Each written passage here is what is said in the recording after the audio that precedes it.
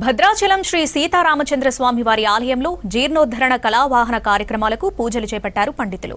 ప్రభుత్వం 351 కోట్ల రూపాయల నిధులతో చేపట్టిన అభివృద్ధి పనుల్లో భాగంగా పూజలు నిర్వహించారు.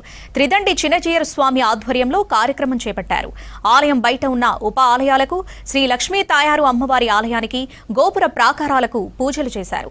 ఆలయం లోపల ఉన్న అన్ని ఆలయాల విగ్రహాలకు, ప్రాకారాలకు కూడా వేద మంత్రోచ్చారణల నడుమ మేళతాళాలతో పూజలు పూర్తి చేశారు.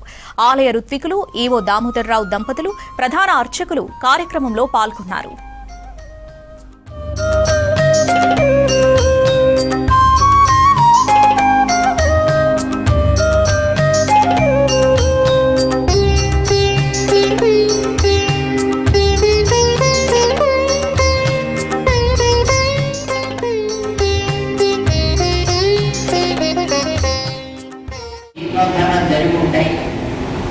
ఎందుకంటే ప్రకృతిలో ఉండేటటువంటి ప్రభావాన్ని బట్టి స్వామి వెంచేసి ఉండేటటువంటి స్థానాలలో ఎప్పుడైనా చిన్న చిన్న సేవలు అవసరమైతే దాన్ని జీర్ణోద్ధరణ చేసి మళ్ళీ సరైనటువంటి క్రమాన్ని అక్కడ జరిగేటట్టు చేయడం అనేటువంటి ఒక పద్ధతి.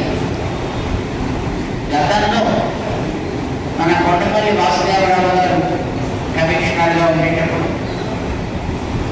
మన పెద్ద జీఎస్ స్వామి వారు, వానమామలై జీఎస్ స్వామి వారు, కంచి స్వామివారు కూడా ఇక్కడికి ఇచ్చేసి స్వామివారి యొక్క బయట ఈవేళ మనం కళ్యాణాన్ని జరుపుకునేటటువంటి మండపాలు, అలాగే ఇక్కడ స్వామి యొక్క సన్నిధానం పైన ఉండేటటువంటి విమానం లోపల స్వామి యొక్క ఆరాధనలు జరిగేటటువంటి మూల స్థానాన్ని కూడా పునరుద్ధరణ చేసి జీర్ణోద్ధరణ జరిపారు అని వింటున్నాం.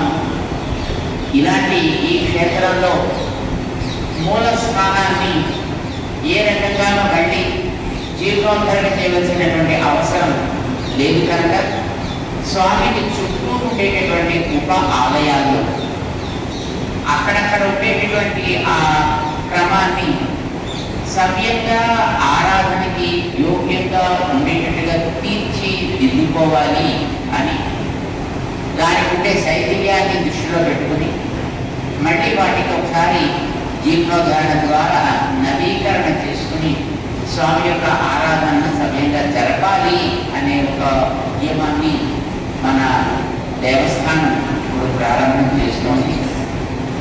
ప్రభుత్వం ఈ స్వామికి జరిగేటటువంటి సేవని సవ్యంగా బాగా జరపాలి అనే ఉద్దేశంతో దానికి కొంత ధనాన్ని కూడా వారు కేటాయించి రేపు రాబోయేటటువంటి పుష్కరాలలో ఈ జీర్ణోద్ధరణ కార్యక్రమం జరిగి స్వామి యొక్క ఉప ఆలయాల్లో పునఃప్రతిష్టాపన జరిగి నిత్యారాధనని యథావిధిగా స్వీకరించగలిగేటట్లుగా ఇది జరగాలి అనే ఒక ఉత్తమమైనటువంటి కార్యక్రమానికి ఈవేళ శిలాన్యాసం జరుగుతోంది.